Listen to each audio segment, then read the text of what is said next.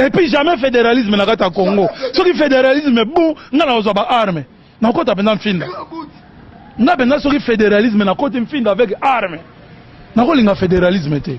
Le Congo sera un, restera un, indivisible. Indivisible, blague té. Parce que mongala mo Swahili mo Congo, tatabo Muluba, tatabo. Mais pourquoi tu okabwana? Ouais, ça va.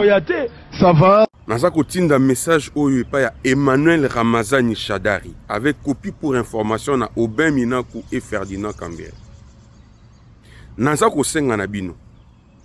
Botika avec la loyauté aveugle vis-à-vis de Joseph Kabila qui ne vous respecte pas, qui ne vous considère pas.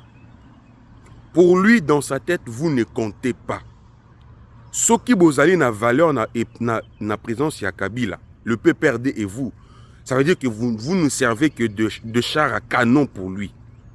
Ça veut dire que Bozali ba bouc émissaire naïe. Kabila Azali attend la considération na binoté. Ça ne commence pas aujourd'hui. Ramazani Shadari, vous avez toujours l'habitude de dire lui-même Kabila, le Corneille Nanga, et vous ses proches. C'est pas Tshisekedi, mais c'est vous. Avez toujours l'habitude de dire que Binonde Bopesa et Tshisekedi du pouvoir. Tshisekedi a gagné l'élection. Mais vous ne voyez pas que c'est une moquerie en quelque sorte contre votre personne. C'est comme une insulte contre votre carrière. Vous avez été le dauphin de Kabila à ces élections. Qu'est-ce qui avait empêché à Kabila de te donner ce pouvoir-là, qui selon vous a donné à Tshisekedi? N'a pas perdu Nyonsoana, Tibolité Naïe. Il n'a pas trouvé quelqu'un à qui donner ce pouvoir qu'il est allé donner à Tshisekedi. Est-ce que vous êtes fiers de ça? Vous-même vous disiez à l'époque quand vous étiez candidat que ceux qui ont commis chef de l'État, au Kangabatu, Nyonsoana en droit de chef de l'État. Et je suis convaincu que ceux qui ont commis chef de l'État, les lots, ont ça la même pire que Tshisekedi a sali. Kabila a déjà en prison. S'il faut se référer à notre discours. Aujourd'hui, il vous oblige, vous, Batata Mibimba, Bobu Kalukuta. C'est vrai en politique et même mentir peut passer. Mais ce n'est pas, moralement, ce n'est pas correct. Vous devez méconnaître qu'il était à Goma. Tant que y a Zolo Bakia Kozonga, na partie orientale, Olivier Kamtata Lobia Kozonga na Goma, Bozala qui a pu prendre que Bo se désolidariser. Bozala qui a pu prendre que Boza concerné. Mais comment fait-il que vous avez participé à la publicité de son retour par la ville de Goma, mais quand il rentre à Goma, vous commencez à nier? Regardez comment on vous tourne en bourrique. Alors qu'on ne parle pas de petits messieurs, on parle de Shadari, on parle de Minaku, des gens qui ont assumé de hautes responsabilités dans ce pays, mais vous vous laissez marcher sur pied par Kabila, qui ne vous considère pas. Pour Kabila, les intérêts, c'est les intérêts de Kagame qui défend. Kabila za militaire, azota la bino ba civilité peut perdre devant et bozo contete. Bolingi banani ba ibisabino yango pendant que bino moko bozo vendre naye bozo mona comment il est en train de vous réduire, de détruire votre carrière. Il a fait l'alliance FCC Cash. Vous avez même pas consulté, vous avez subi ça. Si comment qui na divorce, vous commis le la bazoba. Bo ça la opposition à Boyi, ya lobi bo vanda kimia, le la banamiki. Yemoko akeko sala ba faire na ye o akiko tanga. Bo vandi wana loko la carrière na bino kufa, pas d'activité, léthargie totale. Ayeko zongela koloba abandi ko tia bino na kati ya berreur. Il soutient le M23. Il dit que c'est basant la revendication légitime. En lieu place, il n'a jamais dit un mot depuis qu'il a quitté sur le PPRD, qui est son parti selon vous. Alors aujourd'hui, au lieu de condamner le gouvernement qui a suspendu les activités du PPRD, vous devez condamner votre leader. Vous devez vous désolidariser. Dites aux Congolais que ce que Kabila a fait ne concerne pas le PPRD. Ce que Kabila a fait ne vous concerne pas. Mais ne cherchez pas à vous appuyer sur une personne qui vous expose. Boza Bachar à canon à Joseph Kabila. Arrêtez avec cette loyauté aveugle. Ba carrière na bino politique et ce qui est na recouf alors que Bozali bateau il faut Bozala itile pour Namboka jusqu'à ce moment. Ça c'est un message que j'adresse directement à vous, Ramazani Shadari, avec copie pour information à Aubin Minaku, Ferdinand Kambere et tous les autres membres du PPRD. Merci beaucoup. Eh bien, fidèles et aimables téléspectateurs de la chaîne La Voix des Diaspora Télévision, nous sommes encore une fois de plus présents en ce net moment dans vos smartphones, dans vos écrans, dans vos téléphones, pour vous informer en ce qui concerne la République démocratique du Congo, notre cher et beau pays. Donc, comme d'habitude, nous avons l'habitude dans l'entrée des jeux de vous dire de partager le lien de l'émission. Il suffit seulement d'écrire La Voix des Diaspora sur YouTube et puis au cliquer au tindi na ndeko mususu atala et puis au aimer aux amalamu mingi partager tambwisa yango parce que tous en aposa to solo na o Italie et Congo. Merci toute fois na confiance au bopé sarabiso ndebo ndimi biso ndebo zo pesa basi so ba remarque na bino pour que to améliorer to bongisa et biso to lobaka toza pona Congo toza pona mutu XT YT mais nous défendons le Congo. Soki Congo zo tambola malamu et ça peut préoccupation na biso to pe esengo na biso ndenge pe ya bino lokola. Alors toza mboka moko toza batu moko et eza ya ko kabulate mungala muluba muswahili mutetela musonge musuku to mongo to penyonso toza ekolo moko. Voilà pourquoi tulobaka ke na lisanga nde tokolonga na lisanga nde tokozala bien. Congo aza toujours convoité na ba moko eza pene na yango pourquoi ozomona ke Congo ezala toujours na ba menace surtout na bomengo nzamba pesa mais bomengo oyo eza profitable na ba congolais depuis des décennies alors que bandeko bazana pasi bandeko bazana banzala bandeko bazana ba difficulté ya makasi eza bandeko bazo vivre sous tension ya ba atrocité ya ba guerre aux imposé par le Rwanda sous ba supplétif na bango ba M23.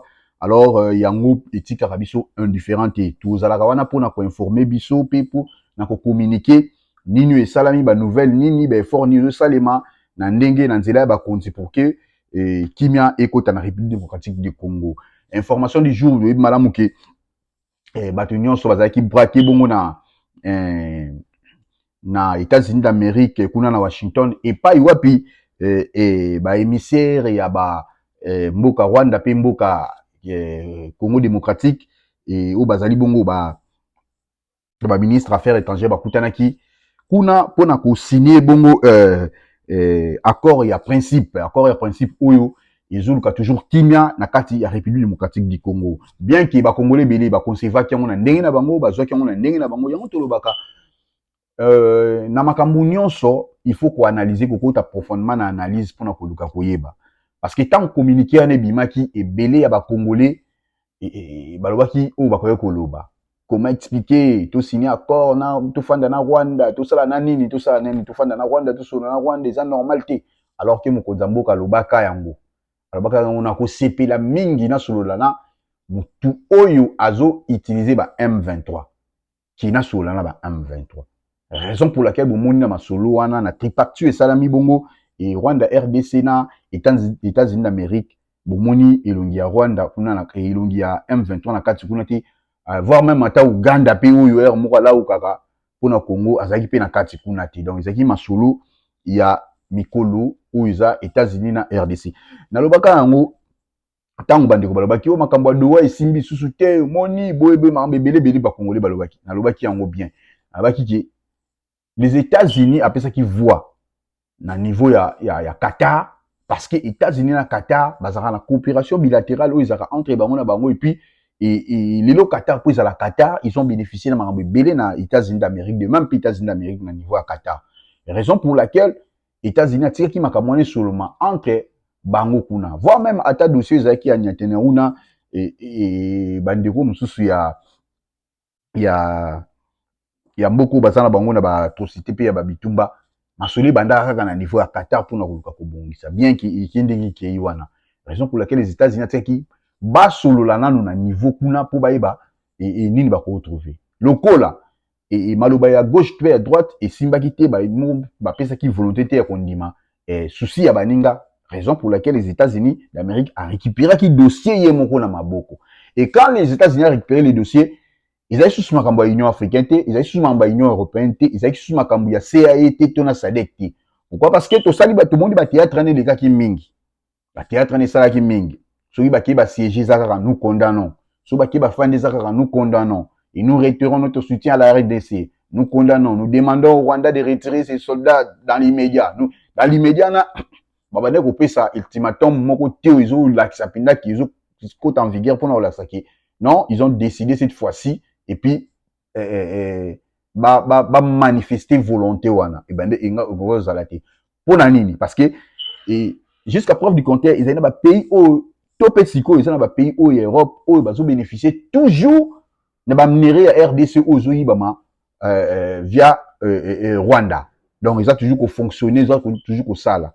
Yango donc tout mettre fin na likambo wana, il fallait ko accélérer et makasi pour na masolo et qui est na niveau il y a États-Unis d'Amérique ndenge et kei pour na biso ba congolais ils ont bonne nouvelle pourquoi parce que cette fois-ci le kola ba rwandais ba mibimisi parce que ba bande ko ba bango moko ki biso makamuna ya Congo itali biso te biso tozana ba soda kuna te bolanda ki allons à large nani na bango ambassadeur affaires étrangères na bango ba yamba ki na Sénat française mambo alobaki non ba soda na biso baza kuna te ba soda na bango baza ya biso baza kuna te eza makambo entre bango na bango ba congolais madame marginalisé ndi ba simbi manduki pour na kobundisa mboka na bango alors que c'était pas le cas mission surtout qui ba kachaka vérité mais nous demandons maintenant tant ba kei ko signer ils ont signé étant que qui ceux qui bango de baso agresser Congo te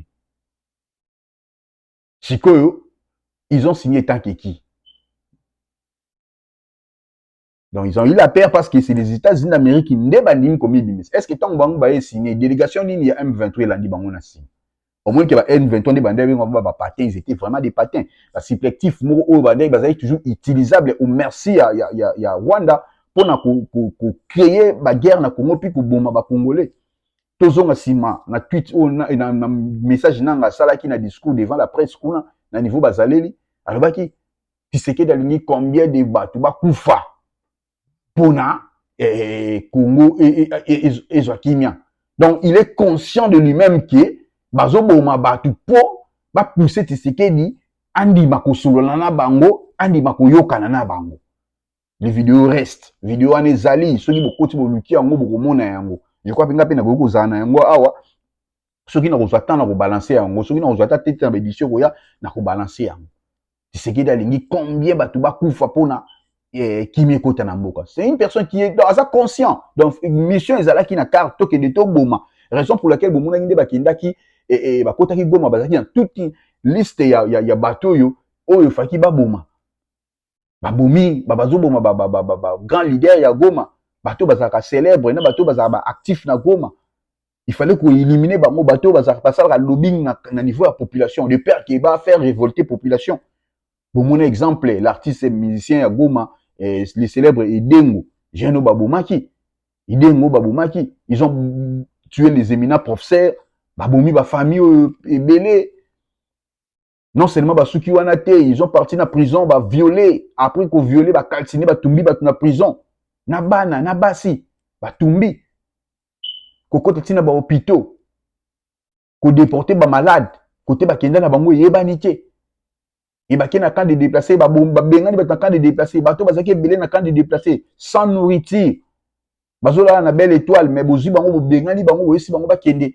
nzela bakende bayebani te imagine toi muto atika ndako na ye ta mususu na Niragongo pendant 15 ans ayebi susu ndako ne te komelite mu mwasi na bana bakabwana mobali nzela kende yebani te boyebi si azonga kozongela wapi okende wapi et puis nzela azonga pa ba soda bazali o bakoko violer à tout moment nyonso wana salami sous bénédiction ya Corneille Nanga et na ba dekona musu baza tout et puis bénédiction mais sous baza vie pour ça qui tient ça na bazola ta ba costume ba veste ils sont à l'aise bana na bango baza na États-Unis bana na bango baza na ba Afrique du Sud bana na bango baza na ba Belgique na ba France mais bana ya bato mususu na ba Goma na Bukavu fo ba kufa o bango basoka mbongo ya kotindela bana na bango sika bazali bazotanga bana na bango bazo sala folie na lobaki bino prometaki bino na ocha vidéo na ba monsieur zai koya vidéo na sala tout na Afrique du Sud et pas yoapi na mona ba ndaku ya ba politicien congolais ba tonga na Afrique du Sud mais na Congo azaki ministre tanzela pamba sala kate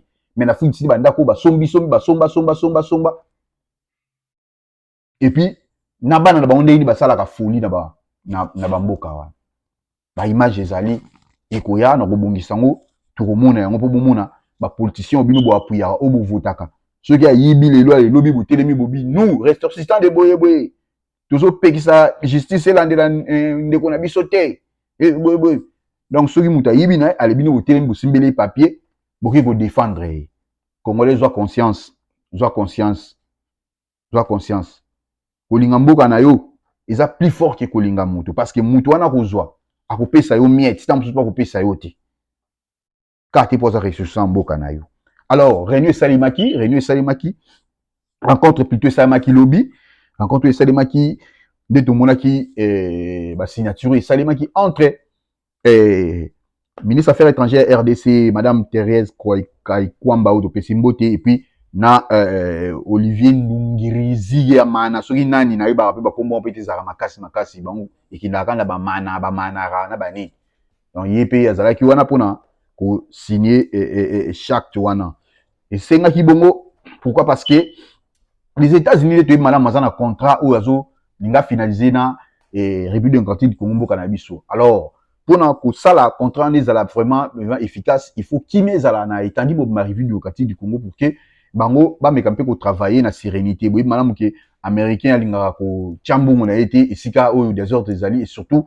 ils ba entreprise privée ou bazoya mais balingaka bazo bénédiction peut-être il y a pays na bango mobimba parce que ils travaillent pona pour élargir pe nini ya fonctionnement ya mboka na bango donc bango izaka bongo alors esengaki climat ezala ya paix pona ba simba mutu te alors qu'il va investir ba mbongo na bango eux ko zala belé au retour pe République démocratique du Congo il faut à bénéficier na développement na yé via les États-Unis d'Amérique oyo bazo sala contrat oyo et ko zala gagnant 50-50 pour que Congo pe alingi à sécuriser minerai na yé oyi ba maka na désordre donc ce qui to bito kanisa papa mboso nenga lobaka bato bo quitter ba groupe armé alba na raison parce que na Congo comment expliquer mboka mbomeko za na 40 groupes armés mboka neti Congo 40 groupes armés et puis 40 groupes armés sur là il a côté est c'est-à-dire mutu na mutakanga ba carré minier na so pe momoni ki ba congolais musu bazo tomboka bazo ki ko s'aligner derrière nanga raison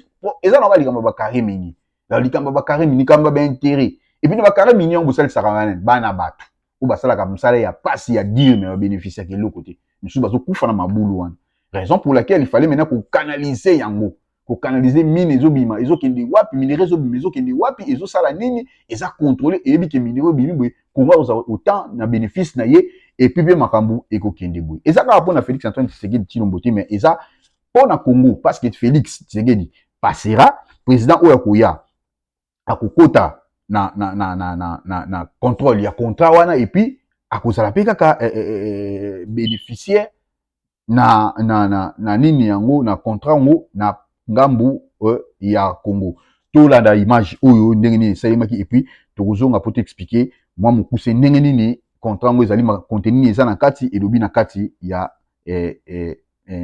contrat oyo ba signé to pe mikanda oyo ba signé. Le secrétaire Rubio signe en tant que témoin la déclaration de principe entre le gouvernement de la République démocratique du Congo et le gouvernement de la République du Rwanda.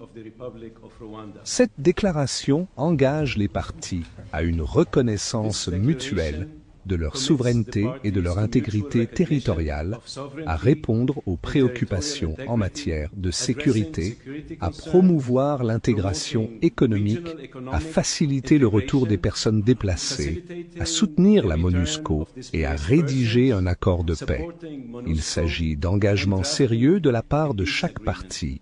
La présence du secrétaire aujourd'hui en tant que témoin témoigne de l'importance que les États-Unis accordent à la résolution de ce conflit afin d'assurer la prospérité des deux pays et de leurs peuples. Nous sommes impatients de travailler avec les deux parties pour approfondir nos partenariats existants et favoriser des résultats gagnants-gagnants pour tous.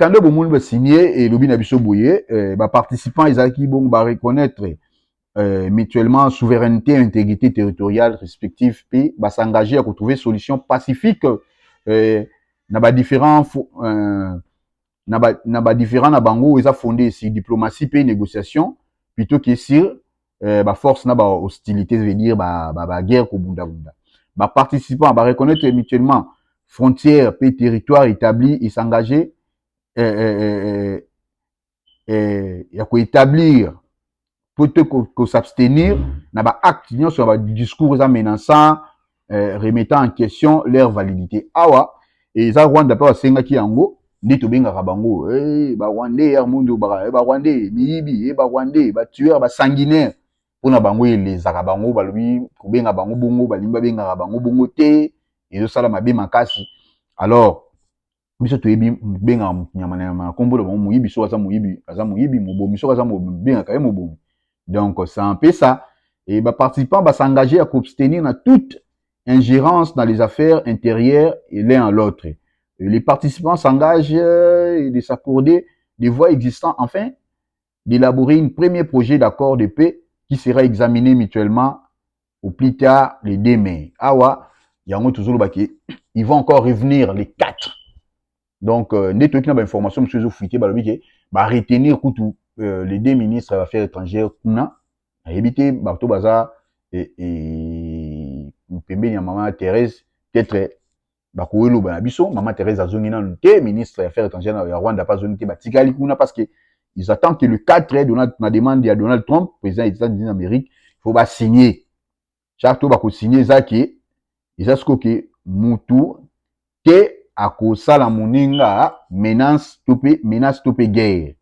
Donc, en fait de résoudre les accords concernant le projet des textes de l'accord de paix, les participants s'engagent à se réunir au niveau du ministre des Affaires étrangères de Washington, DC, sous l'égide du département d'État américain. Donc, Moutou aza katikati na bango, wana na masolo bazo solo la, ezali bongo secrétaire d'État américain, monsieur Marco Rubio, oyo azali bongo yende azalaki lokola médiateur katikati na bango boyi malamu ke Massal Boulos oyo ayaki a envoyé spécial ya Donald Trump ayaki ko baliser terrain de Tolobaka ayaki Kinshasa ayaki Rwanda ayaki pe na mboka Kenya je crois wa ko solola et tango amemaki azongaki amemaki compte rendu ya masolo nyonso abetaki na ba parti nyonso et puis nde batika kino dossier à Qatar évolué. Ils ont vu que Qatar ils ont voulu na moins légèreté. Pourquoi? Parce que et bah M23 le quoi bazaki représenté bazo tia ba revendication bon. Or les États-Unis ne voyaient pas le M23.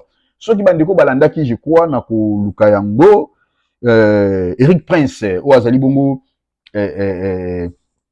nani dirigeant ya Black Panther ils a armée à part entière des États-Unis d'Amérique ou a dirigeant Kayango et à l'obaki yango na ba interview ba zwaki parce que yene mutaza muto etali bongo armement donc ce qui ça Rwanda zo désister toujours na makambo etali ko retirer ba soldats na ye Eric Prince mutako kita maintenant na ba commando wana américain ou ba travailler kana ye baza unité spéciale ou baza diriger pa na ye donc bango ni ba ko kita pona ko ya koluka soko benga na bango na makasi tant basala ki interview alobaki yango clair pona ya alobaki ki azo reconnaître ba M23 T pona ya ba ki bazana bomba inexistence c'est-à-dire les Rwanda kaka habillé bango pona koluka ko utiliser bango pona koluka ki conflit wana salama entre Congolais.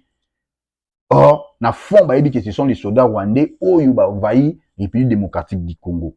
Donc yindi pe mutu a zana attente pona kozela suite ni négolier après les 4 et puis ils vont voir neni ba koki kosala raison pour laquelle tango Massal Boulos aina compte rendu nyoso si mabafandi babu comme bon pour mettre fin na ba gauche droite auto kende na nini auto qui n'est pas fort ya sigwe kuna na Togo donc le médiateur ba médiateur africain ebélé mais et aboutir na eloko moko de parce que bato bozo qui dépend na bango soi-disant ba médiateur bango baza balingi na bango Congo te. Ils ont leurs intérêts sima ya makambo ya République démocratique du Congo ya kozwaka ba minéraux ba koluka susu esengo ya Congo te. Donc, c'est un peu ça, les États-Unis d'Amérique a récupéré Kisiko Makambuye Moko na Maboko. Il les a imposés. Botia ba signature na mino. So botabe au moni discours ni nyongo e umela ki penda te. Ezaka ka balobi ndambo ale tia mokolo to awo. Signer et signer. Et puis so botabe na ba visage au mona ke Monsieur Olivier wana ya Rwanda azaki pena ne sengote. Azaki ne sengote mais na côté RDC moni madame Kaikwamba tiaki mo sourire et c'est Kanaïa azaki kimia parce qu'il y a qui toujours aboutir na nini, toujours qui na nini. Et à la fin, vous allez voir cette photo pour comprendre que na photo oyo do tchelibino bomoni bazo pesa na mbote bomoni que voire même le médiateur en question o ezali bongo Marco Rubio akoba azo talata monsieur Olivier parce que batebele balobi ne ba congolais balobi non toke komitika na moni batebele après makambo. Pourquoi les experts babimaka? Moi je me demande papa Cédric ba congolais ba experts babimaka kaka soki makambo eza pona Congo ezo avancer mo ba expert babimi ba komi kokoma bikoma koma omoni ndeto batoke wana to signer tala makambo balobi na kati, c'est-à-dire que coopération bilatérale ekozonga entre Rwanda na RDC ba kozonga ambassade na bango ekozonga ba voile na bango ba Rwanda ekozonga na Congo na koyesa ba congolais bosa pese bozaki ba agitation na makambo elekaki na makambo elekaka na nini na liboso oyo tango balobaka ki toki kosola na Rwanda na M23 tango RDC ndimaka bozaka ba agitation non omoni Félix alobaki to sola na ba Rwanda te ndenge nini sosa ndimi ko sola na ba Rwanda Félix abaki bakoya te eza piège bakoya te et puis omona qu'on fait des comptes ba tenda quitter parce que bango avant ba exercer le faut ça pouvoir toujours ya Kagame basa na droit d'exercer le comme quoi engager le comme côté sur Kagame pesi bango nzela te et raison pour laquelle omoni au finish tant que les États-Unis d'Amérique les deux nations le M23 azakunate représentant mon côté mutu mon côté na compte na bango ni FCC ni FC azakunate mutu mo azakunate pona koloba na tina toti na part ya Rwanda. Les États-Unis la nation mukete ba yebi na fond Dieu il faut to bimisa eloko boy to bimisa eloko boy na kati mais pour ba bimisa ba biloko wana na kati il faut que na ligne moko na base eza non Rwanda tia non signature na ye tant Rwanda tia signature na ye enfin to kotala siko ba contenu ne ko bima na kati na maluwa madame Thérèse Kaikwamba lobi nini alobi ke biso to ko exercer mouvement moko te soki nanu est ya République démocratique du Congo mobimba ezino kimia te ki bango ba libérer nanu te ba bimi nanu te donc soki bo se Rwanda ko senga biso ke tozong sa coopération tozong sa nini ba frontière to fongola tozong nde tozalaki avec ça les mabungu wani za maloba ya munoko wani za maloba munoko cher Congo liza maloba munoko mais za maloba te ki oyo ba ko tsango en vigueur non poto le bango clair biso na Rwanda coopération ezonga te peut-être à la longue on ne sait jamais coopération ezonga kana nous le noter même si ba quitter coopération ezonga na nous le noter ce qu'il devait faire il faut na ba signature na bango ke to ndimi to bimana nous to ndimi to libérer to ndimi to tika na makambo nyonso to ndimi to tika. Soki eza bongo te pourquoi ba garder bango batika la kuna pourquoi les 4 il faut ba zonga lisusu pona ko tia sous signature mususu oya libela maintenant oyo ko lakisa kino makambo ekebo na nyonso ndenge ezali donc raison pour laquelle eza bongo bolanda ba expert ya kokomate bolanda expert ya ko décortiquer te bazala ko monde to signer boye to zoami na piège to sali boye te Congo ko zoama na piège te. Soki Rwanda akosine na ye partenariat na ye na États-Unis na ndenge na ye na moni Kagame akomosenga ke asala partenariat pe na États-Unis d'Amérique alobi bango ye pasala ba minerais Kagame abi pasala ba minerais basala pe partenariat na États-Unis d'Amérique par rapport à ba minerais. Or na maloba Eric Prince batunaki yango na interview, je crois que je vais chercher cette interview na monaki yango eza $14 pour na kosomba parce que mon ndede soka tchelo na ye ba media wana bazutia bazo ezesenga fo mbongo ofuti osombi yango ofuta yango to kosomba yango na ucha video na omona alobi Eric Prince alobi abi Rwanda zani journaliste atuni abi Rwanda zani lote abi Rwanda zani lote tebi ke bazala ba on lote tout ce qui o bazana ngo comme minerai bazonga na RDC bazonga na République démocratique du Congo et dit traçabilité za la raté bazuka bongo pour brut ale pas batindi côté batindaka et si les pourcentages bazonga c'est ba M23 na musala ba osala sur terrain. Raison pour laquelle au moins côté ba mine ezali so ba s'accaparer na côté ba linga ba renforcer sécurité makasi pour que ba longwa wana ti. Maintenant vous allez être délogé de gré de force pour longwa parce que tu comme na vitesse mususu, vitesse supérieure aux senga ye Congo faut kimia na yango. Alors ba congolais ba so ba apaisement na bango parce que makambo ndenge zo kendele Congo za perdante, Congo jouer na erreur te.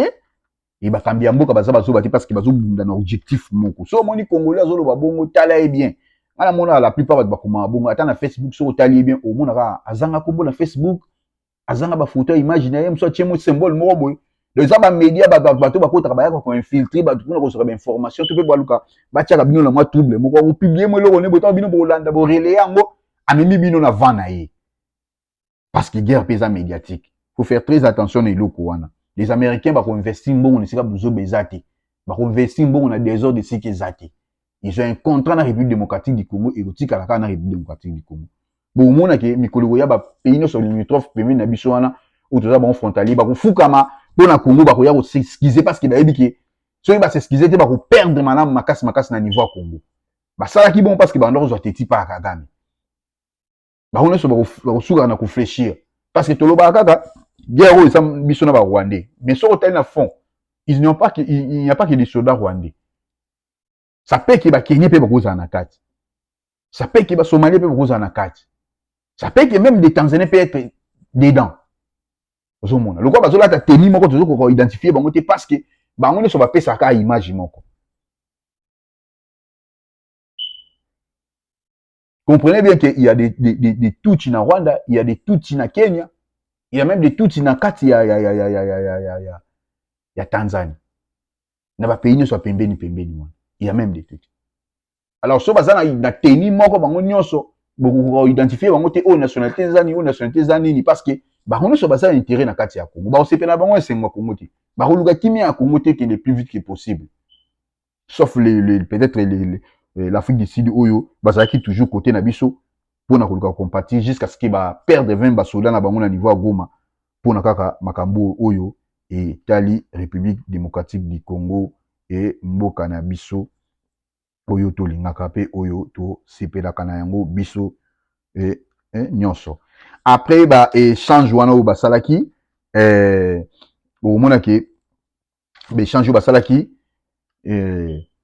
ba maloba epesamaki à part na ngambo ya Rwanda et puis na ngambo ya biso RDC et maloba epesamaki Marco Rubio oyo azali secrétaire d'État américain ozali na katikati na bango pona ko luka ko pacifier makambo wana a félicitaki geste à lobby Rwanda il faut retirer ba troupe na ye au plus tard les deux parties ba ko kutana pona ko signer acte de non agression na sol ya Muninga. Donc maloba na ye yango wana o azwaki pona ko sukisa donc les 4 nena pesi bino message wana nde ba ko finaliser na ngambo na yesusu monsieur Boulos Massal Boulos o yaki liboso na République démocratique Congo abi a félicité engagement entre RDC na Rwanda a lobby ba koki ko investir te na Grand Lac ce qui désordre ezali et parce que le Rwanda doit retirer ses troupes d'ici les 4.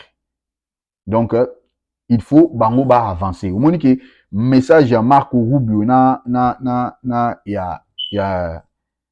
ya Boussol Isaka Boulos pardon Isaka eloko moko donc bazubiga eloko moko pour bango bazozela pour que ba on a déjà quoi avancer parce que ba homme d'affaires rébellion américain baza déjà ba partie prenante na makambo yo baza déjà prêt ya koya na bango ko investir pour na ba makambo na bango tozana ba minerai ya makasi tozana ba minerai rare oyo mona na kati ba tentan wana na ba beli musu eza te Rwanda oyo biso za tentan aza azulango wapi eza kati yango mona ka bomona bo comprendre kati na Kinshasa wana na nini mona ka ba libanais balinga ba comme na système ko somba mama pango ebele ba chinois comme na système ko somba mama pango ebele va même na cité pourquoi parce que ils savent que mabele ya Congo eza riche soka so mabele sika wana ba o ba somba na ba Goma na ba Bukavu wana OK étranger basé bele ba somba pour ni ba yebi ke na ba 15 à 20 ans après mabele ani ko bimisela eloko moko ba yebi nini bazoka na ba mabele wana mais congolais tellement boyebi te bomona ka boye ba importance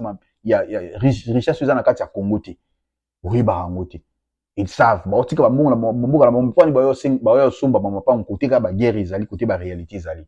Il faut ko yeba mingi, il faut ko discerner mingi puis ko comprendre mingi pour que oui ba importance ya kozala congolais sauf ka ki ba kambia kongonde ermo bazaka na esengo exagéré na ndenga mabe pona koluka kosala bolamu pona ba congolais te. Après bango koloba eza suna gouverneur gouverneur ya Rwanda oyo azaka citoyen canadien et oyo nanga tila biso na Rwanda kuna Willy Manzi a sala erreur grave ya ko attaquer États-Unis d'Amérique na ba tweet na ye bien qu'il a retiré tweet na ye wana mais akomaki pona koloba ke États-Unis d'Amérique tika biloko azo sala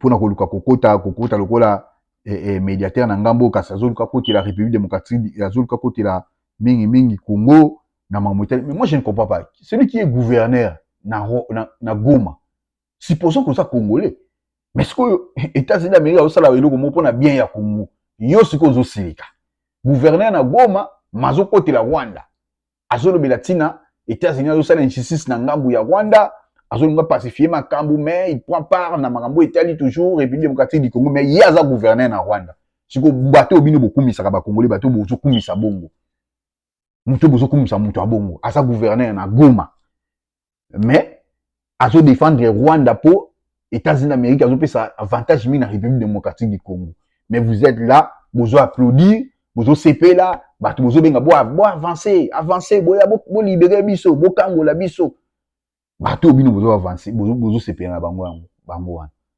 Donc pour moi les Congolais Arizona mongo nde baba na sima mabe mo na sima mabe.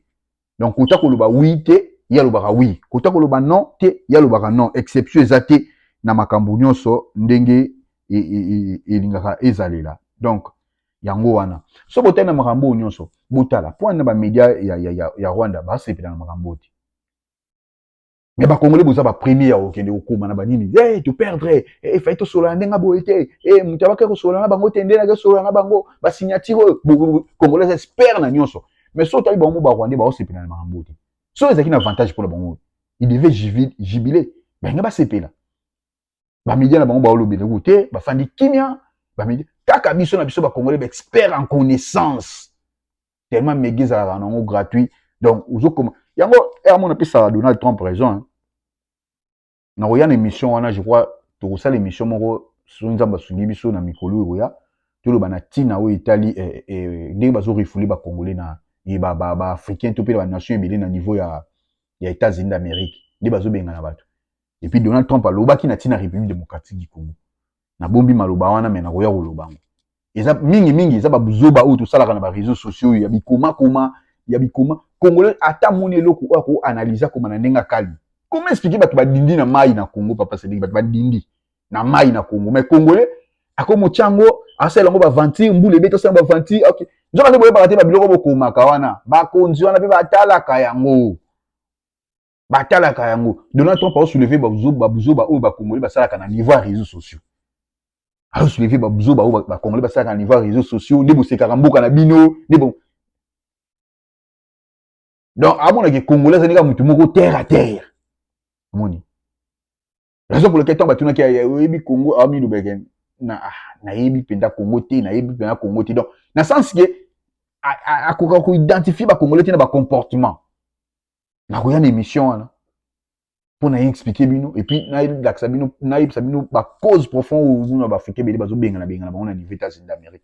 Bon, déjà, el bosso, yango wana. Alors, Congolais, faut tala rabilo woni okoma pona mboka na. Faut tala rabilo woni okotia na réseaux sociaux pona tina ya mboka na yo. Bon via ka mboka ya bato, bon via ka mboka baninga mozaka na téléphone ngo yebite ke téléphone no za nango. Ils ont permettre yo ya kokotaka, kotalaka, koyeba ma mboka zo voyager zo olinga oke na avenir koyeba ba détail koyeba ma mboka na rien. Mais téléphone na osa ila rapona ko finga mboka na yo pona koloba mabe pona mboka na yo o mona mwa keloko mo o publier.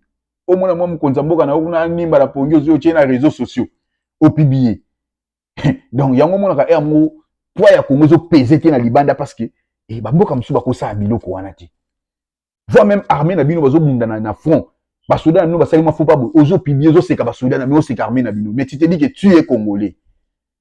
Tu te dis que tu es Congolais. C'est normal aussi pour nanga. Ndinga zo boma ba Congo, c'est normal aussi pour nanga, c'est normal au linga nanga aussi pour na ye. Parce qu'il pas na yo intérêt ya Congo ezate na kati. Intérêt Congo ezate. Intérêt za Congo te. Laisse-nous jubiler biso bato to sepela, biso bato to comprendre tina ya makambo isalama ki États-Unis d'Amérique to sepela nango. To yebi pourquoi. Ndina ba iki so butali photo bo monike tango Marco Rubio zo pesa mbote pa ya Madame Thérèse Kaikwamba a sourire a seki atali ene lungi. Mais na tango Olivier atali ene lungi tieka liboko ba kangi liboko na serré mais atali ene lungi te. Na communication to lobaka tu peux ne pas communiquer mais tout est communication. Donc oko loba nanga likambu te. Mais il suffit ka otalanga na elongi boyi. Déjà eza likambo zo yebisanga. Ndeni mama yeba mwana soka yo kinzala. Parce que kolela ya mwana nde déterminera zo lela tam susu. Santé, eza bien te, tam susu kolela oh maman mona mwana komo lela boye seki nzala, esali, c'est-à-dire mwana communiquer eloko mo maman comprendre. Alors, na geste esala mi tango ba pesa ni mbote. Tango atali ministre affaires étrangères RDC batali ba seki a communiquer eloko moko. Mais tant à pesi ya Rwanda telle ne longité, c'est-à-dire communiquer le mot. Allez-y comprendre, bino bato bo zarabe espère bo comprendre. C'est-à-dire le Congo azokota Rwanda na CCC qui a exposé à bimisa na miso bato ki ezala ki eza sur kambo ya Union africaine te, eza sur kambo ya Union européenne te, eza comme sous ya SADC te, eza comme sous ya EAC te. Et pour nous toujours senga kutu à la longue to bima na biso na francophonie wana parce que la France a sali biso mabe mingi. To bima na francophonie wana. To bima na francophonie. Ko seka kutu avant ba kuta na niveau ya États-Unis d'Amérique bagendaki ko kuta na nano et nani Emmanuel Macron sala ki visite moko na niveau ya Swaziland tant ba tie micro pona lo ba pona mamba Congo abeti muna wakanga ndenge ezalaka kokamwa ake plus koloba ke a souhaité que France ba onde bazala kutu bazala médiateur ya makambo etali Congo na Rwanda. Emmanuel Macron c'est Congo bazala médiateur ya makambo Congo na Rwanda. Donc okamwa oyo il équipe ba Congolais makasi. Gloire à Dieu parce que makambo kinaki ilumwe ikimbango mbala moko na États-Unis d'Amérique pour que ba Congolais ba solola na ba Rwandais kuna na o etali bongo kimia na niveau ya République démocratique du Congo mboka na biso. Total nanu pe Emmanuel Macron na descente na ewana esiko alobaki na tina makambo etali Congo boyoka bo comprendre que c'est parmi bato balinga kimia na Congo te.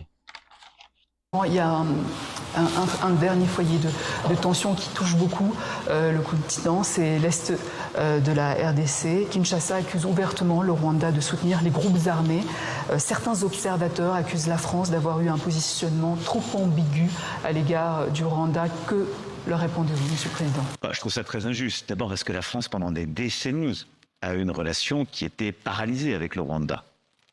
Après le génocide, et parce qu'il y avait un passé qui ne voulait pas passer. Donc moi, je me félicite ces dernières années par un travail reposant sur la science, le rapport du clerc, un travail patient d'engagement, d'avoir restauré des relations saines, lucides sur le passé des dernières années et notre mémoire commune avec le Rwanda. Ça, c'est une bonne chose. Ensuite, il y a la situation qui se passe, et qui d'ailleurs, les deux sujets sont liés, qui depuis le milieu des années 90 est très dégradée à l'est de la RDC. Et moi, je vais être très simple. Je suis pour la souveraineté et l'intégrité territoriale partout. Il ne doit pas y avoir de double standard. Et on ne peut pas dire, quand il s'agit de l'Ukraine, on a un problème avec les frontières internationales, et quand il s'agirait de la RDC, on accepte que les étrangers, les voisins, viennent mettre la main sur des ressources. Non. Donc le premier point, j'ai toujours été clair avec tout le monde, l'intégrité territoriale et la souveraineté des Congolais doit être respectée. Deuxième chose, il y a ensuite les tensions ethniques qui existent depuis longtemps à l'est de la RDC, des mouvements politiques qui portent une partie d'ailleurs de ces tensions ethniques avec le M23. Ceci doit être traité politiquement. Et donc nous, ce que nous voulons faire, c'est par la discussion, et avec la RDC, et avec le Rwanda, et avec toute la sous-région, trouver un chemin pour que l'intégrité territoriale, la souveraineté, le respect des intérêts de chacun, la désescalade politique et ethnique se fasse. Et la France se positionne dans, en quelque sorte, une situation de facilitateur. Et donc, on a proposé une feuille de route Je parle en permanence avec les deux présidents. Je le fais en soutien de l'initiative africaine, c'est-à-dire du rôle que le président Lorenzo a joué avec le processus de Luanda, que le président Uhuru Kenyatta puis Ruto ont joué avec le processus qu'ils ont porté de Nairobi, et maintenant avec ce que l'Union africaine a décidé de regrouper, et le rôle qu'a l'envoyé spécial du président Lorenzo dans la personne du président Faure. J'ai déjà parlé au président Faure. Il va se rendre dans les tout prochains jours au Rwanda. Il s'est déjà rendu en RDC. Et moi, je cherche à ce que tout ça s'unifie pour la plus grande efficacité, parce qu'on a aujourd'hui une situation humanitaire qui est terrible à l'est de la RDC. Moi, je pense aux populations. Une situation de tension politique qui est très forte. Et personne ne veut voir revenir des tensions ethniques dans cette région. Et donc, je le dis avec beaucoup d'engagement, de respect et une volonté de trouver un chemin politique. Monsieur le Président, merci. Voilà. Vous comprenez que Batu Balinga Congo Teme, Congo Congo na monoko na bango ilobamaka na ndenge mobu na ndenga kochula. Quand ils sont devant des caméras, ba olobamaka neti ba osepela na makambo ile kana Congo ti. Mais na fond, baza ba alimentaire ya makambo bango nimba ba pelisaka ngo moto makasi. Les Blackwaters baza déjà prêt. Et ceux qui moindre faut pas le gars ba M23 ba lobi nanga lo habitude ba lobage biso to makambo ba signé kuna biso zate seki biso itali biso te. Blackwater ba okita parce que Eric Point ça penda prêt. Asa prêt na unité spéciale na ya okita. Parce que égorger 2500 hommes au baza wana ba commando baza ma matériel nyonso utilisable pour na okita. Je crois que photo na bango moi photo bozomo na moi image na bango yango wana. Et baza bato baza bongo, baza ebele, la plupart baza armés à part entière. Parce que les États-Unis, ceux qui guerre, ils ont wapi, ceux qui balimba intervenir, batinda sous et à force américaine ba morote. Moni. Ba on baza bato talaka kilo ya likambo amu. Neti siko déjà baza na 10 000 hommes baza na niveau Pologne. Mais le roi makambo ndenge zo kindi d'ailleurs RDC, ils ont annoncé déjà dans 2 semaines bazo retirer 10 000 hommes na ba on na niveau Pologne parce que makambo a risina nini na Ukraine peut-être pour la bango ça soit avantagé. Contraire RDC déjà 4 mois comme ça parce que ba lukati ba kende Ukraine pour na ndeba na contrôle italien ba minéré. Le coup la paye simbi tezo et pesimo mobulu ba pesino privilège na ma Italie République démocratique du Congo, raison pour laquelle ba ningi ba retirer ba soldat na bango ba tiaki na niveau ya autant OK ba koka ko mema apport to pe force na bango pour na kosunga Ukraine na tina na yango. Donc Kagame a sengi nde na bi ba finga lisusu Rwanda te bolo ba lisusu mabe ya Rwanda te. D'ailleurs ils ont déjà signe tant ba uti ko commémorer ni na bango génocide na bango, aucun président africain n'était là. Président mort africain ça a quitté. Et ça qui devant les bougies le fait ba pedisaka na moi sinaï. Ils ont déjà signe makambo ça la mareza ba président ba genda gebele. Mais ils ont compris que le Rwanda ba profitera sima ya génocide wana pona ko sala ba mabe mingi. Ndi to baki ba bibini saka bana mawa biso baboma biso basala biso mabe mingi pona ko sala mabe mingi. Alors que ba ngomo ba yo prononcer na suka ke pona Kagame mabi ba ondo sala sous génocide. Donc ba no commémorer sous génocide. Allez-y comprendre et yemo ka yebi pourquoi tant vérité bimi na poisa pas bien la langue bako ça la sous commémoration génocide. Donc c'est un peu ça yango wana. Donc les États-Unis avaient demandé na ba M23 démobilisation, cantonnement ainsi que désarmement na niveau à Doha ou ba sala quitté, mais cette fois-ci voyons voir na ba information msusu ya mike c'est ko yeba ke port ya banana ezali ko évoluer makasi mingi évolution qui est malamu mingi oyo ezali na capacité ya koyamba 300 navires plus fort que Mombasa na Anvers wana pe kusunga Kongo mboka na biso yango zomona yango ezopesa bakanda epa ya basasungu esona ba président mususu ya Afrique parce que ezaki tango ba bateau ezoya il faut les kanano na Brazzaville et à coster bufuti ba taxe pe kuna ba on va bénéficier après ti ekoya et comité na niveau ya Congo central kuna na port na biso.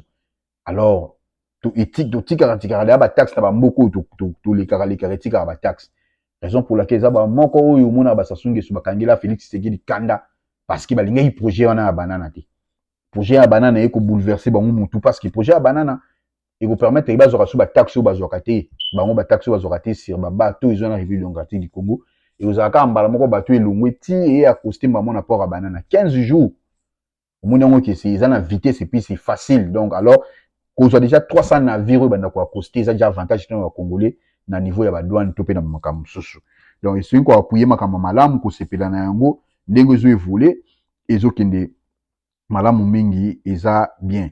Donc et ko ça la qui ba Congolais baza na kimia. C'est ko ba ki ba wazalendo na niveau à fond bazo avancer malamu. Donc air par air bazo récupérer ba localité bazo récupérer ba récupérer qui bâti na makopa et puis bazo avancer bazo récupérer ba partie mususu bazo senga ke eza la bongo pona bango et le ba la pa linda ba bango ba pouvoir c'est les fêter bazo évoluer parce que na beleza ya bango. Donc en fait ça ils ont droit parce que ba kufela ba parents ba kufela ba boti ba kufela bana baza bato ba tika la bango moko ils ont vu que ceux bango na miti ba kani bango ba alors pour la bango ba garder bon monde bango si ba arme pour na défendre na mbele na bango. Donc c'est un peu ça et souhaiter bango kaka mokakusa surtout na rapidité bazo évoluer gouvernement kaka kana bango asunga bango acha bango maboko ekozala malamu mingi. Donc c'est un peu ça information du jour to eleki bino to komisa et pas na bino to memela bino et mokonza mboka sengi ko yeba question silence Félix Antoine Tshisekedi Tshilombo alors que ces journées na niveau ya Rome et pas iwapi akendeki ko rendre ba dernier hommage na ye na Pape François au kotika biso. Donc sengi ko yeba ke Pape François pe amemaki apport na na République démocratique Congo kana biso tango ayaka awa et pesa ki pe jalousie na bamboko ebele Pape kokoma na izaka n'importe quel mboka te Papa ko yaka na mboka na bino pour ces journées boy Papa yaki boyebi le ken stade Martina na niveau ya Ndolo et pas iwa palobaki na ba politicien ya kati na libanda bo bimisa maboko na bino na République démocratique du Congo maloba na etika la biso na mitu ata to komi ba paka to pe ba na biso to koyebisa bango ça c'était pas palobaka bo bimisa maboko na bino na mboka Congo parce que yebaka ki mboka Congo maboko ya bato belé zali na mboka Congo o ba yibaka raison pour laquelle les retours invitation yaki donc so apesi invitation to ko kendete Kagame azoka invitation te akete donc ba o ba ki kuna nde bazoka invitation raison pour laquelle le président a été là avec son épouse Maman Denise Naski Tshisekedi pona pour pesa ba hommage à suka na pape. Donc sop imprévu nde ba lobaka et ba koko yamba mapé pas Donald Trump parce que Donald Trump pe na agenda na ye abaki akukuta na pe na moi ba président ya bamboka ebele na occasion wana comme kampi ko solana bango et ndenge pe bomoi na ba photo na ba image a aussi déjà kokutana na président ya Ukraine et pas yo api kutu asimbisi Donald asimbisi nani Emmanuel Macron touche o alinga ko ya okuta masolo ko yeba ba solani masimbi touche nde bozo mona. Donc ba solina président ya Ukraine peut-être na ba ere ko ya osola pe na ba président ebele toujours Tchaili qui a fait tam sur Solana, son excellence Félix Antoine Tshisekedi Tshilombo. Par rapport à Masolo Italie, République démocratique du Congo et Moka Nabiso. Donc, tokozonge la bino mokula lobi na émission mosusu ki toko na bi spécial parce que tokosola makambo Italie bongo refoulement ya ba africain na niveau États-Unis d'Amérique. Eza pona nini, cause eza nini, réseau eza nini, ni senge ko sala pona ba biloko wana eza te sauf mais pour te boyebi ki ba ambassade ebele ya États-Unis d'Amérique ezolongwa na ba pays ebele ya Afrique ba liste si ebimi ba pays ebele ambassade des États-Unis et kozalaka lisusu te. Alors topé sa chance na Congo parce que il aussi kala na Congo peut-être ambassade moko kotikala et puis soki mutu so nga voyager il faut ko tana na Congo pour senga visa na niveau États-Unis d'Amérique pour que a voyager. Longonia na Congo, le Congo restera un et indivisible ce qui est sous masi azongité to kutana lisusu poto solo la na mao Italie ba continuité ya ba information to pesi merci mingi na évangéliste Cédric Boete o azaki bongo na sima ya caméra pour que bozo biso 5 pourquoi pas na son et puis na mixage vidéo ya ba image oyo to uti kozwa to pesa pe merci mingi na pasteur Eliezer oyo ya église ya niveau ya Canada Montréal et pas yoapi tozali ko kambama pourquoi pas na bandeko nyonso oyo ba linga kabiso mingi like émission partager yango tindela muninga komisa yango tia yango na ba groupe WhatsApp na ba groupe Facebook aimer yango et kozala malamu mingi pour na kopesa biso force pour to solo la susu malamu na mikolo ezali koya. Ciao. Bye. Et puis jamais fédéralisme na kata Congo. Ce qui fédéralisme bon, ngana ozaba arme. Na kota pena finda. nga benza soki fédéralisme na côté mfinda avec arme nakolinga fédéralisme te. Le Congo sera un, restera un, indivisible. Indivisible, blague te. Parce que mon gars la Moswahili, mon Congo, Tatabo, Moulouba, Tatabo. Mais pourquoi tu es au Kabwana? Ouais, ça va. Ça va.